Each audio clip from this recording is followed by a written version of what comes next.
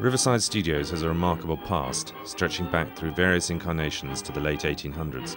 At this time, it was one of a series of light industrial buildings that backed onto the river, using the Thames for transporting goods. In the Victorian era, the building was used by the Gwyn's Engineering Company, manufacturing large water pumps. They also made windmills, tea-producing machinery, and even iron houses and roofs for the colonies. In 1933, Triumph Film Company bought the factory, beginning a long tradition of film and television at Riverside. Triumph transformed the engineering works into 2 large film studios, risking considerable sums on the project to break into the latest fad, talking pictures.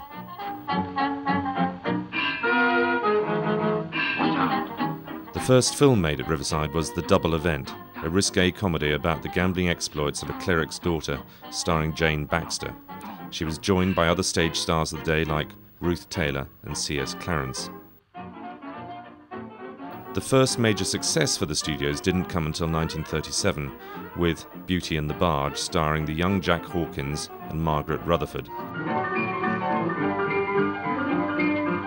In 1939, the studios were bought by Jack Buchanan. He was a debonair, good-looking song and dance man of the 20s and 30s.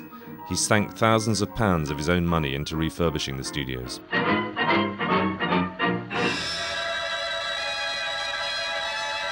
In 1940, with the war raging, Riverside was busier than ever. The first wartime film produced was the light comedy for RKO, Tilly of Bloomsbury, featuring Jean Gilly, the British Ginger Rogers, and Michael Dennison. Later that year, Riverside produced the classic wartime documentary, Your Target for Tonight. Studio One was given over to a huge-scale model of a German city, while other sets like this one shown of the planning room were constructed. In 1945, Riverside changed gear and started making more dramatic films, such as The Years Between, starring Valerie Hobson and Michael Redgrave. The film told the story, written by Daphne du Maurier, of a man returning to his family after 5 years in a POW camp and the struggle for him and his wife to re-establish their lives. Late in 1945, through the partnership of Muriel and Sidney Box, Riverside produced one of the greatest commercial successes in British filmmaking history, The Seventh Veil.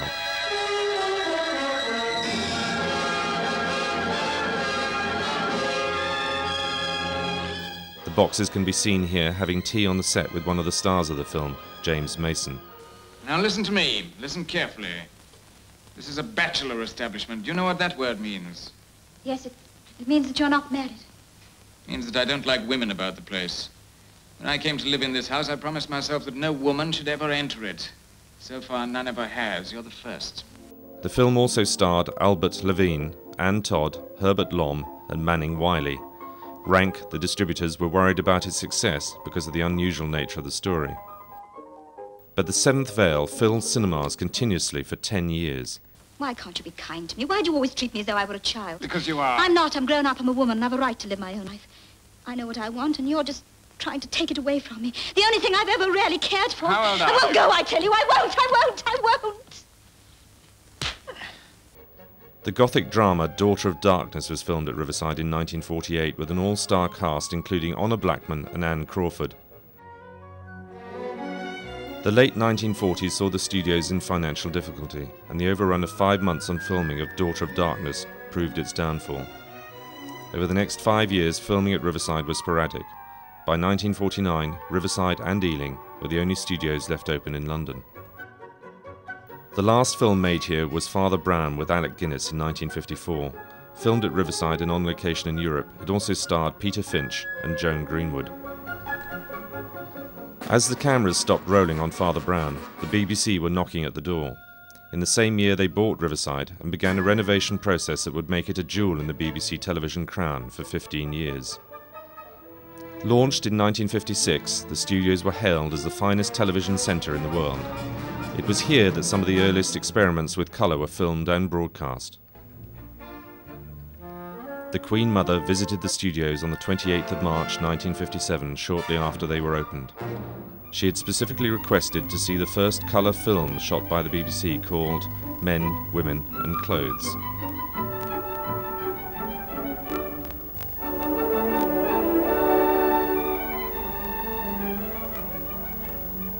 Less than 3 miles from Tunbridge Wells, the Museum of Costume at Edge Castle is open from mid-April to mid-October. This is the first of 6 films that were devised there about the clothes of men and women.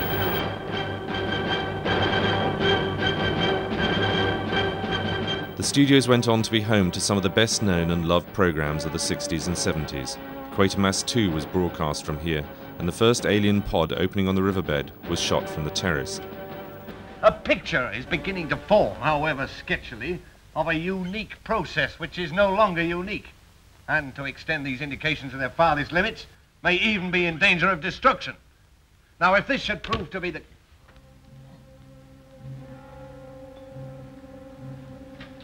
What's going on? Yes, it's a model. An accurate reconstruction in plaster of one of the meteorites as it fell.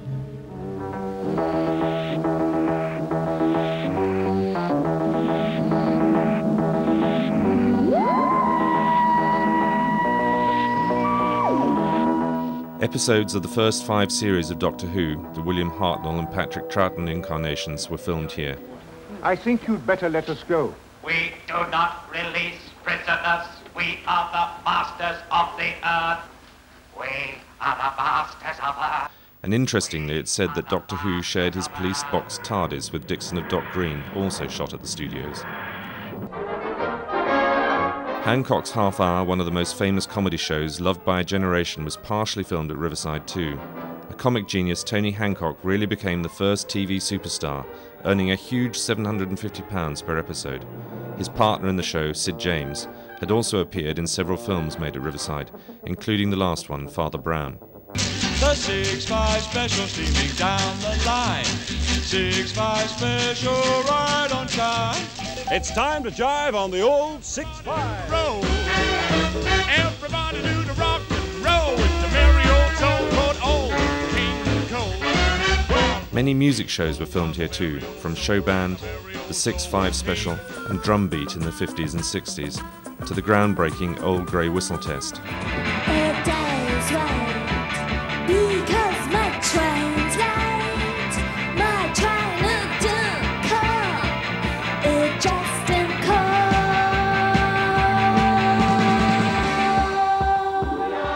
But by the early 1970s, the BBC had opened their new studios at Shepherd's Bush, and Riverside became surplus to requirements.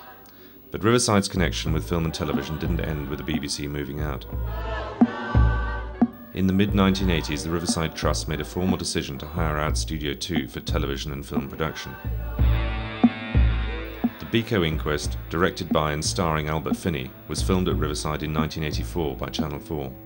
Throughout the 80s and early 90s, the studios were used to film a range of arts, dance and cultural programs. Television returned as a regular part of Riverside's output in '95, and Studio 1 became the home for Channel 4 and Chris Evans's award-winning show TFI Friday.